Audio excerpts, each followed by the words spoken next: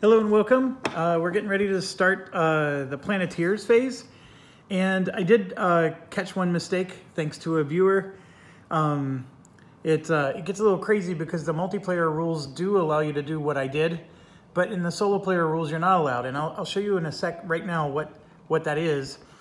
There was a situation where we were on South Mars and this base, or this discovery was there. And we had the discovery, it was ours.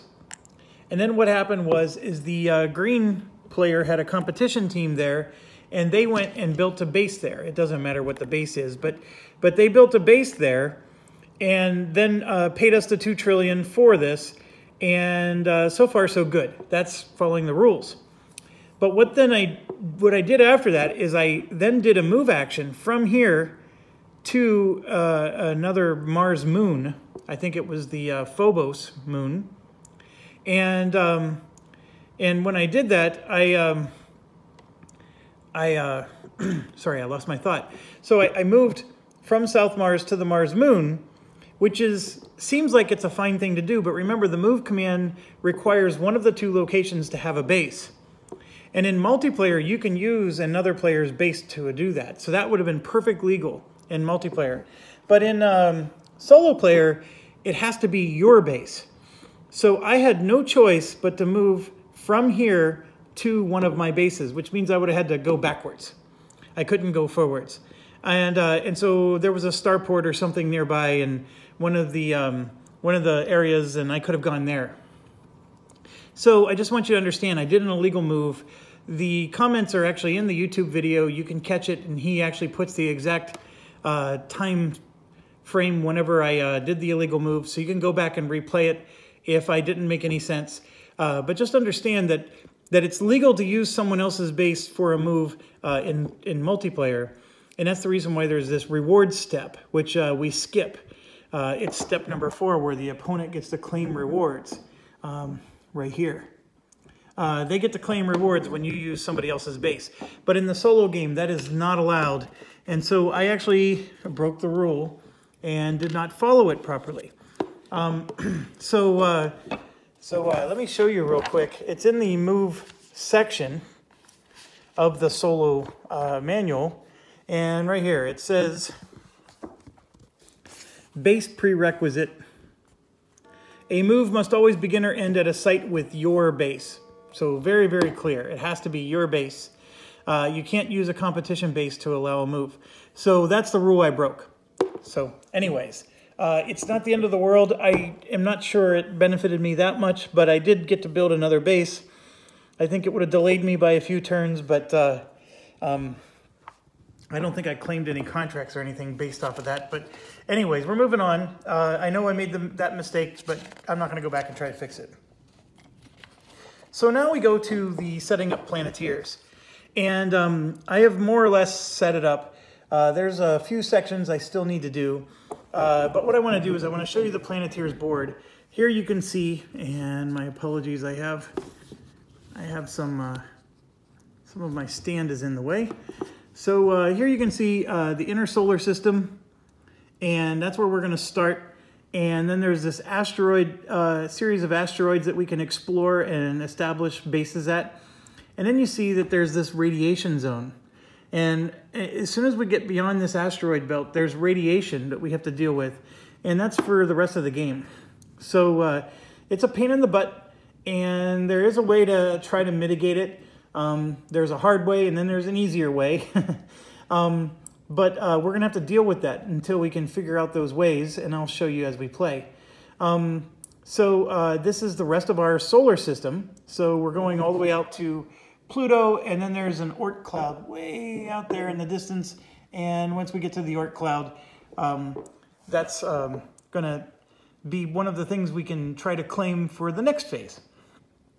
Okay, so as far as setup goes, you set up your discovery tiles, and you can see I did that like so.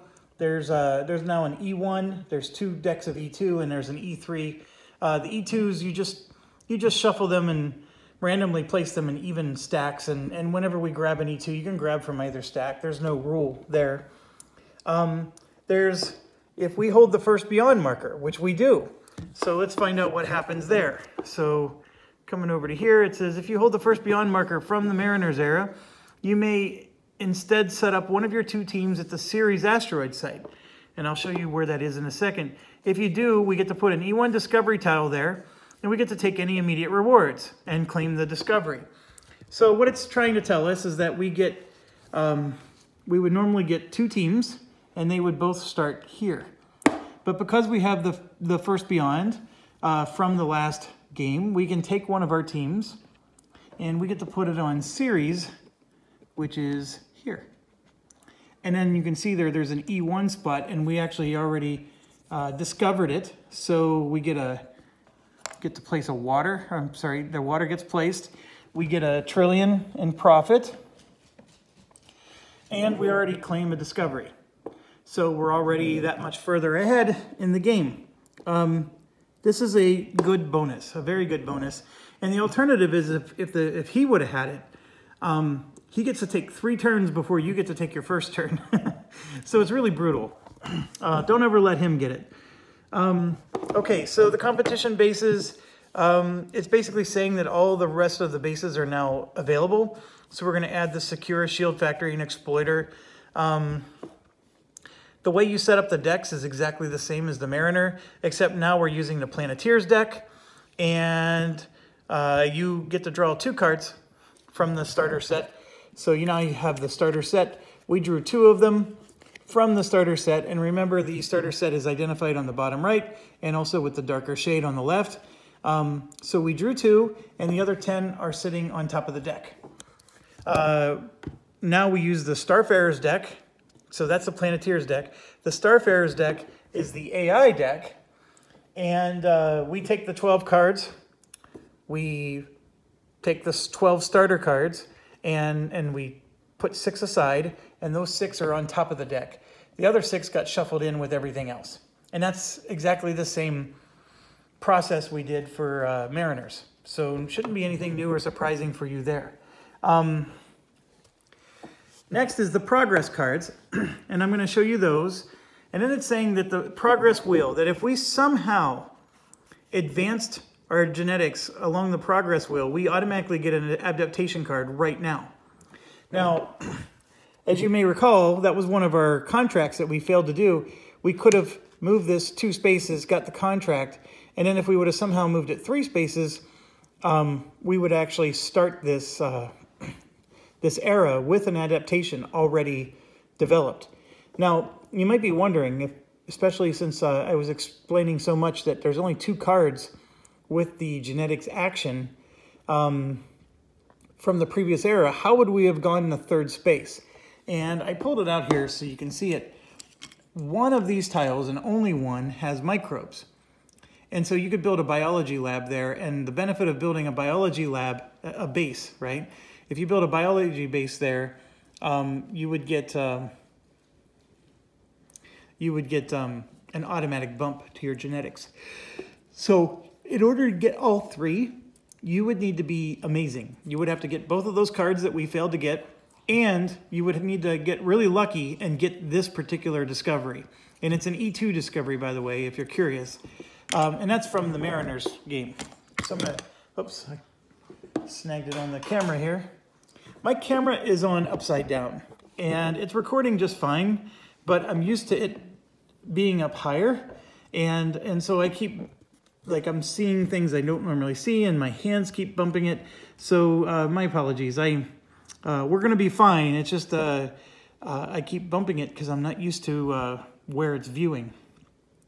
Okay, so the biolab, of course, is this one. And in order to build one, you need one of those microbes. So we didn't get anything. So we're still back at square one. We do, just a refresher, we still have these cards, and we're ready to go. We can start playing. Now, there's one thing I didn't show you yet, and that's this board. So this was the Mariners board flipped over. So let me just be clear. It looks overwhelming, but thankfully the game introduces things to you slowly. You can ignore this whole half. That is for the Starfarers phase. You can ignore this whole bottom. That's also for the Starfarers phase.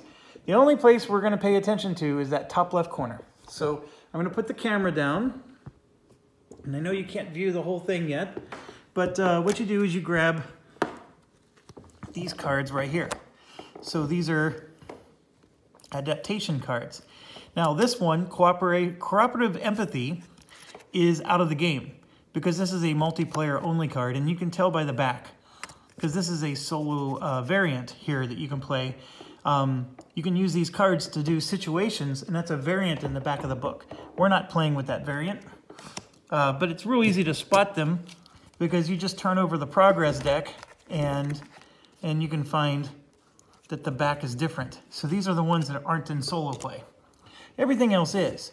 And it's just a straightforward sorting process. So you have like adaptation here, and then you have the same thing, but now it says 1 trillion.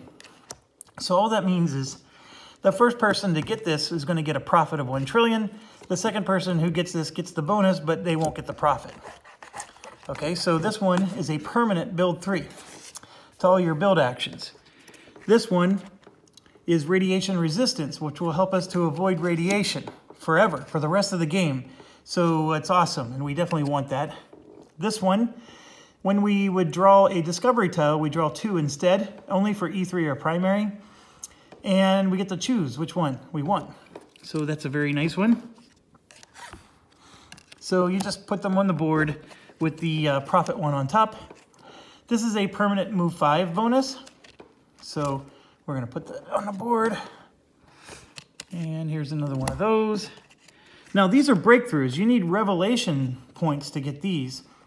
And this is a permanent research 1. And a permanent explore 2. Explore times 2. And then this one is a permanent security base in all your bases. So all your bases are considered secure. That helps you with aliens in the 3rd era. It also, some colonies will score you points with that. So I'm going to pick up the camera again, and you can see you just lay out the cards like so, and then you can see the second one from the top left there has no cards because in the solo game you don't use those. Okay? It's very straightforward. I should have set that up before we started recording, but anyways, that's what you do. Okay, so let's go through real quick what the rule changes are in this era. First one is shielding, radiation. So basically when you do a move action, and I have the card right here, when you do a move action, see how it says shielded here? So it says shielded on this one or not shielded on that one. If I do a shielded move, I'm only going to get 1 build point, or I'm sorry, not a move, but this is a build. So with move or build, you need to deal with radiation. And this is only when we're outside of the asteroid belt. So remember, you get to combine a whole bunch of cards to add up your build points, and you get to use your infrastructure tableau. All this is saying is the way you do this is as long as one of your cards uses the shielded piece, all of your build points are considered shielded. So if you're not shielded from radiation, then you have to pay 2 trillion in fines and damages because, you know, most of your employees are dying and you have to deal with lawsuits, etc. So you're risking the people. And so, so if I want to do this plus this together, I could do a build 5, but then I'm not shielded from radiation. Okay, so 2 from this and 3 from this, right? So I can do a build 5 and I'm not shielded from radiation. And if I'm outside of that asteroid belt, I would have to pay 2 trillion. It's just 2 trillion, you just lose 2 trillion points. Or I can do a build 4, where I combine this and this, and then I am shielded from the radiation. This does not have to say shielded, as long as just one of them does. That's the important part. Don't forget that. As long as one thing says shielded, you're good. So then I would have 4 build points, and I can use it anywhere on the board, inside the asteroid belt or outside.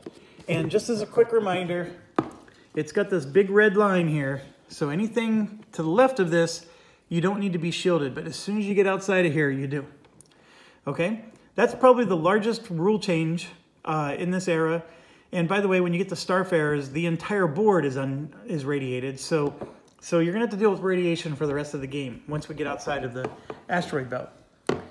So it does show what the cost of unshielded actions are. It's 2 trillion now. It'll be 3 trillion in the Starfarers era, but we're not there yet.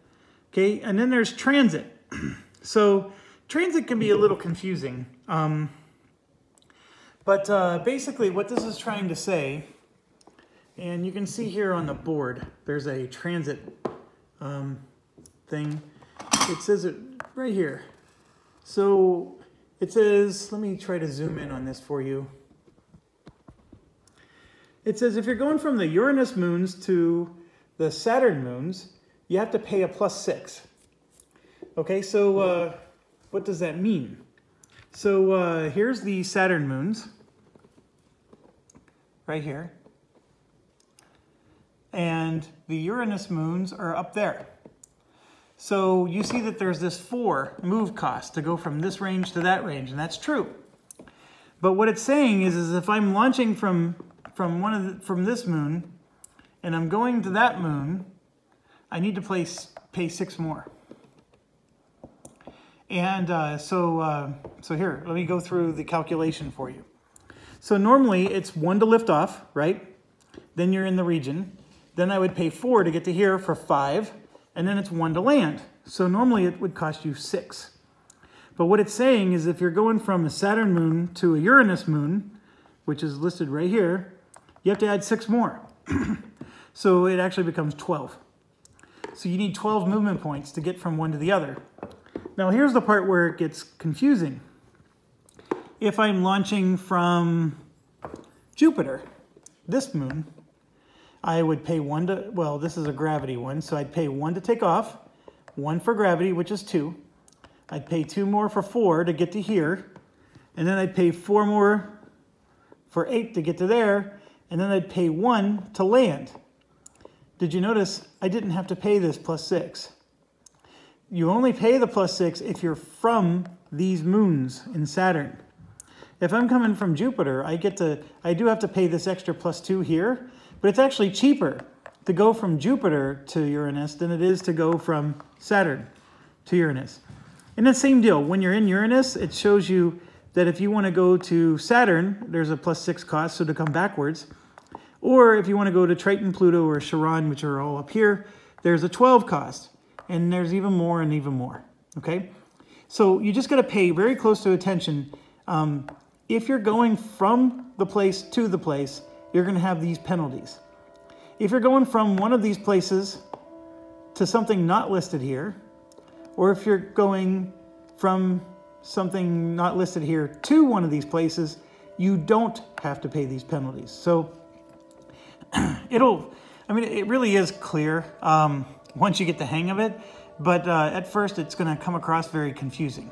Okay, so let me get this. I knocked over some of the discovery tiles. The first beyond marker goes out there. What else do we have? We can now spend profit for actions. So basically, let's use the build example. So let's say I do a build 4, like so. I can now spend up to 3 trillion to make that a build 7. So, forgive me. I had to sneeze, thank you. Sorry about that. So I can make it a build 7. But here's the rule with that. If I do just a build 3, I can't spend 3 trillion to make it a build 6. Why not? The amount I'm spending in profit has to be less than the amount of build points that I actually accumulated through other means. So I only have 3 build points here, so I can only spend 2 trillion in profit, and the maximum I could do is 5. And here, if I do a build 1, I can't spend any profit. I only have a build 1, that's it. If I do a build 2, I can spend 1 trillion in profit to make it a build 3, but I cannot do 2 trillion to make it a build 4. I hope that makes sense, but that's how that works. I do forget this rule a lot about spending the money because these are your points to win the game, so you try not to do that, but it can come in very handy. The spending limit, and it's listed right here, no more than 3, and it has to be less than. They even italicized it, what you required through other means. The Oort cloud, it's just saying that the first person there gets to take the first beyond marker, and trust me, that one is also a good one. And then the increased contract awards. So all of this is just explaining that if I were to do this contract here, I get to claim the 2 trillion plus the 3 because we never did this one. So I'm going to get both. That's what it's saying. Now this one, of course, I would only get this. So it's just explaining that. And then it's reminding us that some of our bases have changed. So the spaceport in particular is one coming to mind. They may have changed in their prerequisite requirements, and they may have changed in terms of what benefit we get from them. So so be mindful of that. It's all on your player guide, so it's not that hard. So for example, here you could see this is for our phase, Planeteer, and there's the moon. And then here for the spaceport, you can see for the moon, it's this row, and then for Planeteer, the prerequisite changed. So that's just the stuff they're asking you to remember. And I think you have everything you need to go off and running after 20 minutes of explanation. Sorry for that. Oh, there's more. There's a new revelation action. It's just like genetics, except it's going to move the black cube instead of the brown. The progress cards, we already explained that. Just remember that this is for revelations and this one's for genetics. And then there's a new action that you're going to find from the AI deck, and we'll go over that. And basically what that action is that the AI is going to start discovering things up here. So it's a pain in the butt, but we'll deal with it. And then sometimes there's prerequisites. So if there's a little asterisk here, it's saying that they get it only if the competition has already removed the prerequisite. So like this one is a Star Child one. And then it's saying that there's 2 contracts here that the AI will automatically get if it's able to remove contracts. So it's just reminding you of that, and we're good to go. So let me get the rule book out of the way. And as always, the AI goes first, but let's fill up the offer. So, sorry.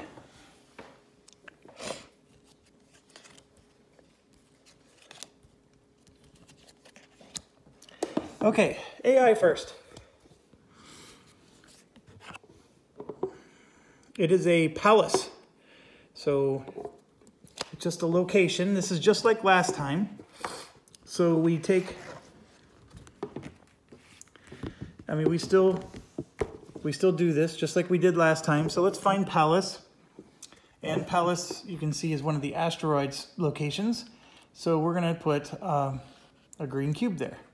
I'm pretty sure that's what we're going to do because it's a non-Lagrange site, and we would just do that there. So easy peasy. Now it's our turn. Okay, so let's say we want to do a build because we already have series there. You can see that it has a base -1 on the bottom right. So that means our base cost is reduced. And you can see that our base cost is 3. So it would actually become 2. So that's it's not a bad deal. And with a water, we can build 2 things. We can build industrial, which doubles the build value anywhere else in the region. Now, that's useless here because this region only has 1 location. But it's really good when you're talking about these other locations. Look at how many, there's 4 locations in that region. So it can be really helpful. Let's look at our contract objectives. I forgot to show you that. First one is get 2 progress cards. Second one, 4 asteroid bases. So we're on the verge of building our first asteroid base. Third one, 3 regions beyond Jupiter. Now Jupiter is there, and you can see there's Saturn, Uranus, Neptune, and Pluto. Those are all beyond Jupiter. So you would need bases in 3 regions. 2 bases beyond Uranus. So that would mean Neptune or Pluto. 3 bases in 1 region. So that's sort of like the opposite, right? You're putting 3 bases in 1 place. Non-start Planeteer cards in the infra slot. So that means upgrade these 3 cards to something that's got a Planeteer card. And then the last one, bases on 4 sites containing water or life. And that's sort of you have to get lucky for that one. We're going to build our first asteroid base. And like I said, the industrial doesn't help us because of the water. The other one that uses the water is a shield factory. And the one nice thing about the shield factory is if we do a move from that location, we're shielded from radiation. So we can move from that location out into the beyond, right? And we'd be shielded. The other thing we can do is a build action would be shielded, but that doesn't help us because we're already inside the shield region. The other last thing is, of course, a spaceport. And what that does is that allows us to double the value of any one move card. So it's helpful. And the spaceport's also helpful because we can get the other cube that's in the inner solar system out of there. But I think for now, I'm going to build a shield. Let's build a shield factory so that way we can avoid radiation. And I'm pretty much going to give up on doing the asteroid objective. Let's go out and beyond and try to get the other planets. Let's ignore the asteroids, I think. I'm happy to have the one, but we're going to move on. So I'm going to draw a card. Yeah, the camera is definitely upside down. This is where I would normally hold the card, and you can't even see it. Okay, so this is what I drew, and it's a lot more zoomed in than it normally would be. Oh, that's because I am zoomed in. Never mind. I'm a doofus. There we go. We definitely have a lot of explore now. I'm tempted to put this one on our tableau, but to be quite honest, it's quite weak. The only reason to do it is for the shield, to have a shielded build. But it's his turn, so let's go. Offers 2 and 3, and then it's got the little Planeteer symbol. So for this one, the Planeteer symbol is they lose 1 for genetics and they gain 1 for revelation. Now there's something about this that the rules don't explain for me. And I know a few of you have been chatting with me a lot and explaining some rules to me. So I'm going to throw this out there for you, those of you that have been watching. Can you help me with something? And I'm trying to find the components, and that's why I'm delaying my talk here. Here we go. I'm going to show you. So we have these that say -1 or +1, you know, things like that, right? These are all the same symbols that we see here. And then there's a blank one there. So my question is am I supposed to like randomly grab one of these and then it would go like so? And my answer is that looks like exactly what I should be doing, but the rules don't say it or mention it at all. And that's what has me baffled. And I probably need to post this on Board Game Geek, but that's what's bothering me is there's even a spot for it, you know, with the little dotted lines. And so if somebody knows, please let me know. And what I'm wondering is there like maybe a discovery tile or something that puts that there? I honestly don't know, but the rules definitely say that it's just these 2, and that's it. There's another thing I'm clueless on. Where is this used? It's a rogue asteroid. When would I use that? And where would it go? So that bothers me as well. Those are things that I've never seen get used in this game. But anyways, we're getting rid of it's offer 2, 3. So I'm going to grab 2 and 3 off the board. And you can see it's a move and a build. It's not a revelation or genetics. And so nothing happens. So those get discarded. And then this one's going on. And that one's going on. All right, so it's our turn. We have 7 move, as you can see there. We have 7 move, and it's shielded because we're in a shielded factory. So we would take 1 for takeoff, right? 1 to go here, that's 2. Then we can spend a 3rd and a 4th to land on one of the gravity spots in Jupiter.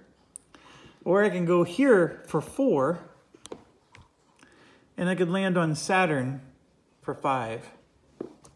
So which is better, go into Jupiter or go into Saturn? I honestly don't know. The one thing I can tell you is Jupiter is pretty sweet from the perspective that it has a lot of these E3 tiles, which are the best tiles. Saturn only has 1.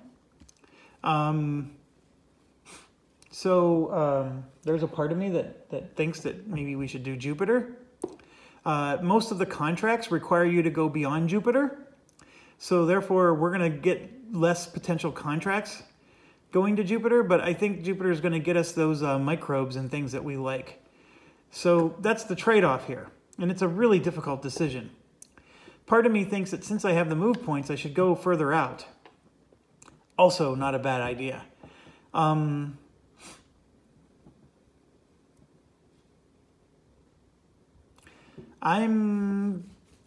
the other problem is if you look here, the build costs are higher here, but that's 5 build there, and I guess it's about the same.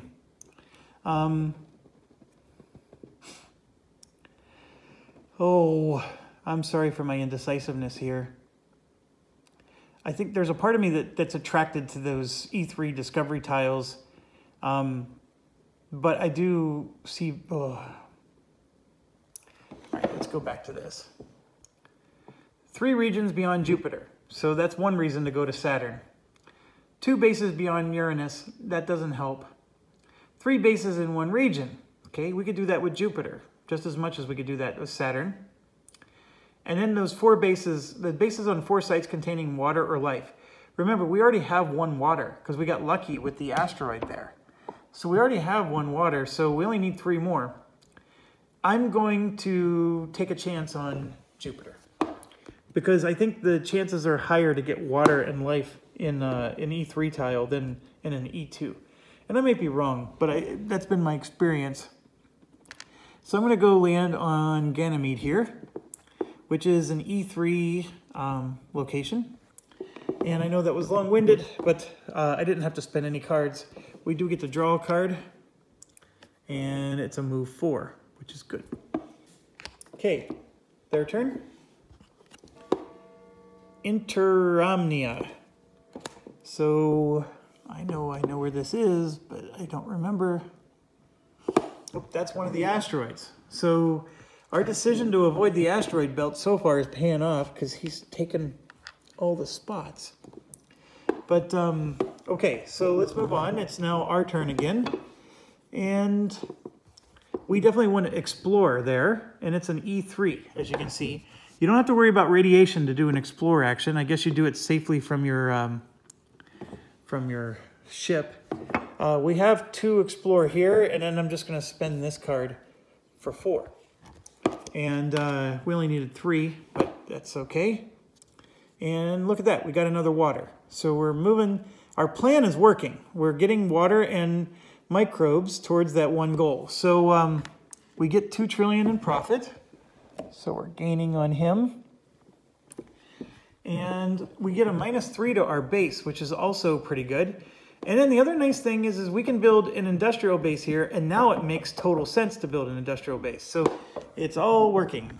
It's just like the A-team. We love it when a plan comes together. So we have 4 or less cards, so we draw. And we got this, which is good, because now we have a shielded move in our hand. That'll help us for when we need to move again.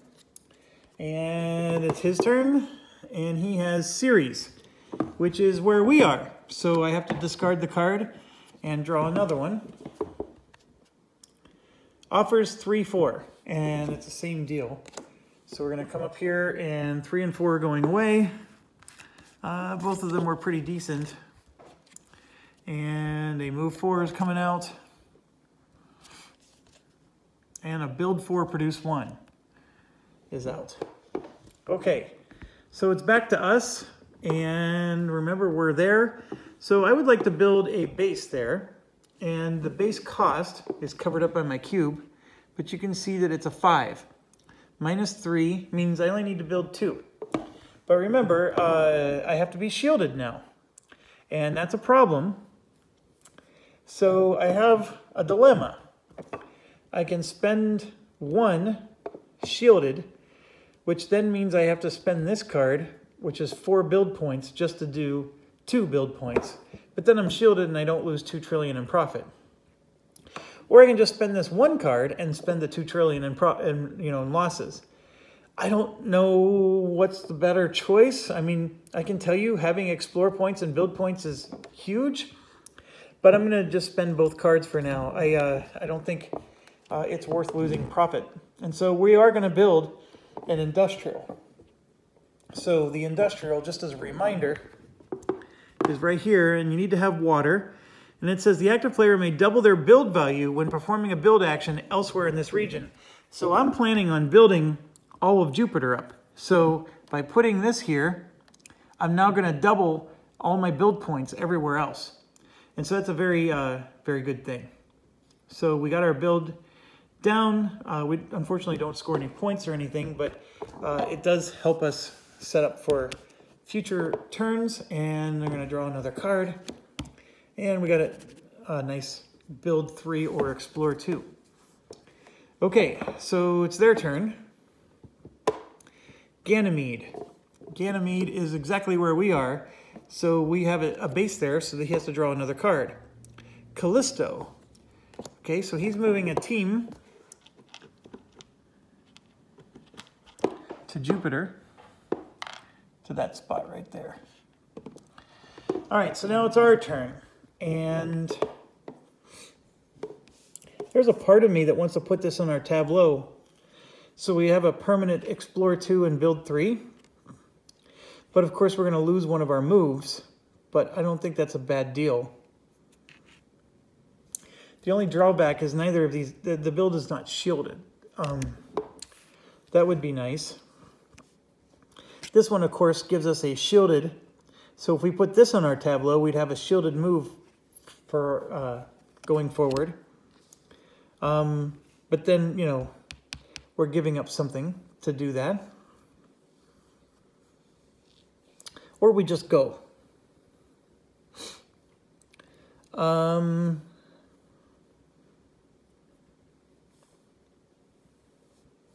My apologies, I'm just really stuck on what I should do here. I think I'm going to upgrade our tableau with this so we can get a shielded move. But since he landed on a Jupiter, I want to get to that Jupiter spot. You know what? I'm just going to spend this card. I'm spending it, and we're going to move to the same spot he went to. I have plenty of movement points. As you can see, I have 7. So it's going to cost me 1 to lift off, 2 for the gravity, and then 3 to land, and then 4 for the landing gravity.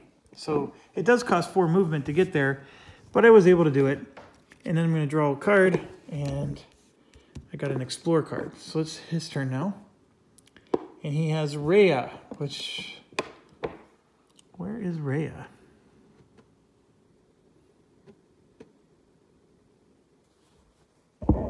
See, I wish I knew my moons better. Oh, here we go. That's in Saturn. So he's coming out to there. Okay, it's our turn. And we're going to explore. So we're going to take that explore spot before he does.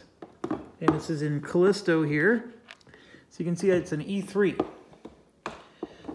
So I'm going to expend this card right here. And we're going to explore, and we get to grab an E3 tile. And it says, critical mission delay. Lose 2 trillion, discard this tile, and draw another one. Well, that stinks. So we lose 2. And we're going to draw another one. And there's a water again. So we get 1 trillion back. And then this will be a base minus 2. And it's a P2, which is a good profit. 1. And so I put that out there. And we we claimed ownership of that. So I'm going to put my cube on, and we get to draw a card. And there we go. We got a nice build just in time. Okay, so now it is their turn. And it's Palace or Hygeia. So Palace is going to be the winner chicken dinner because they have a place there. So once again, we look here, competition team present. It's not explored yet. So we're going to place a discovery tile and then a base. So he's going to do both. So it's an E1 location. So we're going to draw an E1. So he's going to get 1 trillion. And then he gets a base. So no trouble. Okay, so he gets a security base, which I don't know. Let's find out if that helps him or not. Security base has no restrictions, so that means he gets this bonus. If you have fewer secure bases in play than the competition, you lose 1. So we lose 1. So that stinks, but that's better than some alternatives, I guess. So now it's our turn, and I want to build a base there. And the base cost is 5. Let me zoom in for you. It's a 5, B5. And see how it says base -2 on the discovery tile. So we only need 3 points there. So we have the similar dilemma, right? We have this, we could do a build 3 and then not pay any, and then have to pay 2 trillion because we're not protected from radiation. Or we can do a build 2 and then we would have to pay 1 trillion because we can, choose to pay profit to finish it off, or we could pay both cards. So a part of me wants to put this on my tableau so we at least have a shielded build action.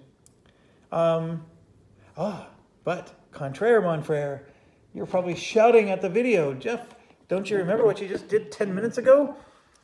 I built this industrial base, so I can double a build action. So that means I can just play this build 2 that's shielded, and it's actually a build 4. That's brilliant. So what I'm going to do is I'm going to put this on my tableau because I don't want to lose that card. I think we need it. So this goes back in my hand. No, it does not go back in my hand. It only goes back in my hand if it's just the same era. This actually leaves the game. So be mindful of that. Okay, unfortunately, I delayed my gratification here. He could still build a base there and cause me trouble.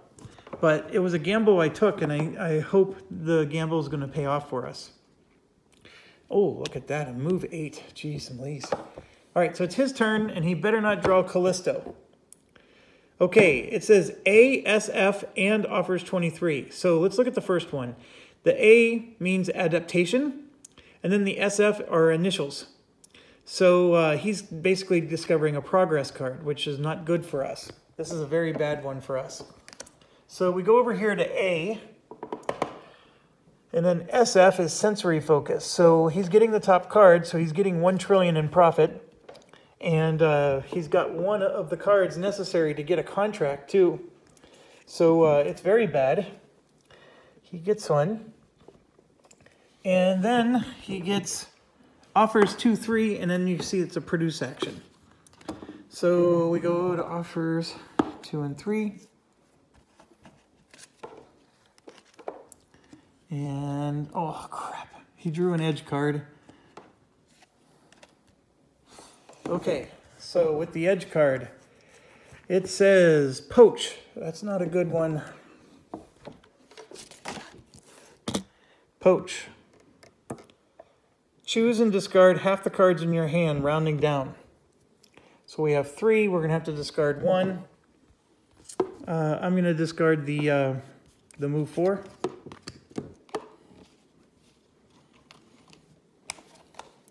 I guess that one could have been worse. But we still have to draw again for him. Okay, this is another one of those good cards. So it's our turn. Now here's what's crazy. I'm thinking of doing a research action. You know what? I need to build to get him off Callisto. I don't want to risk that too much. So I have enough build, right? Because I get to double my build. So that's a build 4. So we're going to build on that water up there. But this time we're going to do, I think, a refinery. Because that's a P2 location, and this would make it a P3. So I'm going to put a refinery on that one, make it a P3, and then I kick their cube out. So we get the place to ourselves again. Peace and quiet. Get rid of the riffraff. Okay, here's our new card. Now it's his turn. Oh, come on. BQM and offers 1-3. All right, so BQM is the breakthrough quantum mechanics. So he's getting 2 trillion from that one.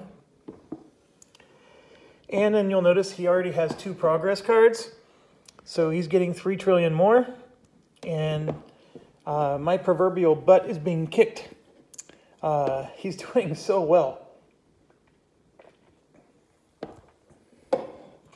Okay, now he's taking offers 1 and 3. And he's looking for the globe or an edge. Neither is a globe or edge, but I can tell you I wanted this card. That revelation is nice. And I was going to do a research action last turn to take that card. That was why I was contemplating doing research. So this is what he was looking for, but he doesn't get credit when we draw one. So there's 1, and there's 2. Okay, so the research action is not quite as attractive as it was. I was going for that revelation card. Okay, so that's our turn, and we are in a little bit of a pickle, because if we move, it's not going to be shielded. So what I'm going to do is I'm going to just upgrade our infrastructure and put this on, and I'm going to replace this card. And this one, of course, is out of our era, so we're going to put that out of the game. It does not go in our hand. And we're, quite honestly, only 1 card away from completing a contract, which is part of what I was planning here. And we get a sabotage card. Now remember, you ignore this text, so sabotage for us says, play at the end of your turn, remove a competition team from a site or contract. So that can be handy. So now it's his turn. It says Ariel or Oberon. Okay, so let's look. Ariel is one of the ones, they're both in Uranus up there. So we're going to do the first one. And he's coming out to Ariel. So now it's our turn. Once again, we're going to lose 2 trillion profit if we go unshielded. And I'm looking at our cards here, and there's no shielded moves anywhere. Remember, I was contemplating putting that shielded move in my tableau? Now you know why. So I can move and lose 2 trillion profit, or what I'm thinking is maybe I should get this one and put it in the shielded site. So that's what I'm going to do, is I'm going to spend a move action to go 1 to lift off, 2 to go here, 3 to go here, and then 4 to land. And unfortunately, I only have 3 movement, so I have to actually spend... Oh, you know what? Look, this is a shield factory. So I don't need to land. So 1 to lift off, 2 to move, 3 to move here, 4 to go there, and I can even spend 6 to go out here. And then I can land somewhere out there. So I'll land on Titan for 7-8. And I'm going to spend this move 8 card. Am I?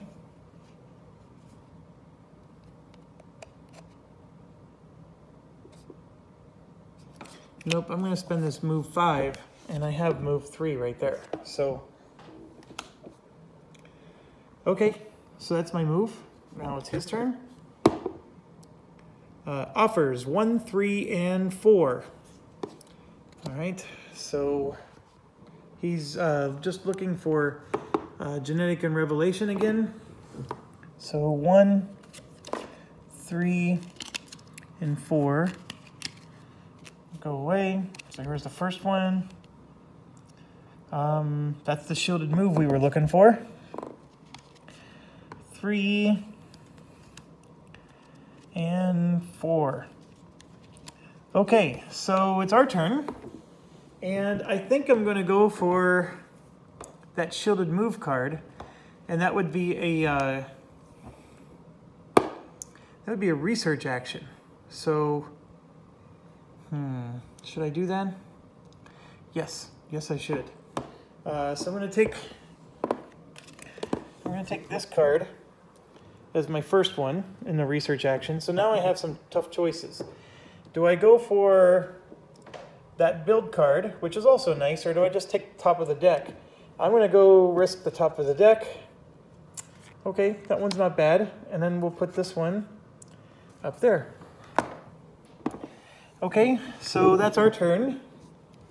His turn. Highest even sight. Okay, this could be dangerous. But we're going to look at that Uranus there. That is a... What number is that? Can you tell? Mr. Wobbly Hands Jeff can't. All right, let's get closer. That is a 9. I know you can't see it really well because of the glare, but it's a 9. And this one is a 7. A 5 is there. He has no even number sight. Oh my gosh. All right, what happens when that occurs? Okay. It says, identify the eligible site with the ID number and occupied by competition. If you can't identify, perform this action without a competition that meets the... Perform this action at the designated site. Oh, if you can't identify the eligible site without a competition team. All right, well, that would be the highest even number that has nobody there. And I'm assuming that's going to be way out here in Pluto. That's a 16. Oh, Triton's an 18. Oh, that's a 19. It's actually, that's a 20, but we already took that one. So it's going to be Triton. So we're going to grab one of his cubes, and he's just moving out to Triton. Okay, so back to us. We can do a shielded move, or we can do an explore in the Saturn region there of Titan. Those are all good options, to be quite honest. I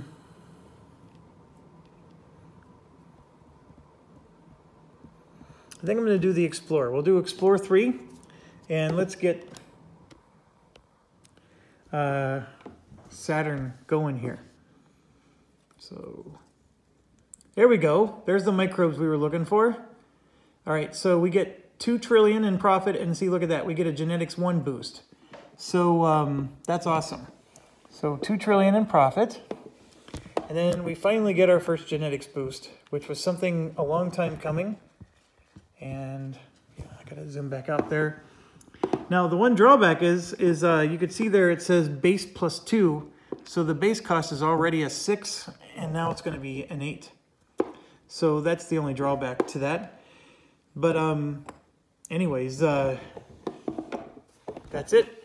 And I'm at 54 minutes, and this camera being upside down is annoying me, so I'm going to stop this and just flip my camera and keep going. So thanks for watching. Stay awesome.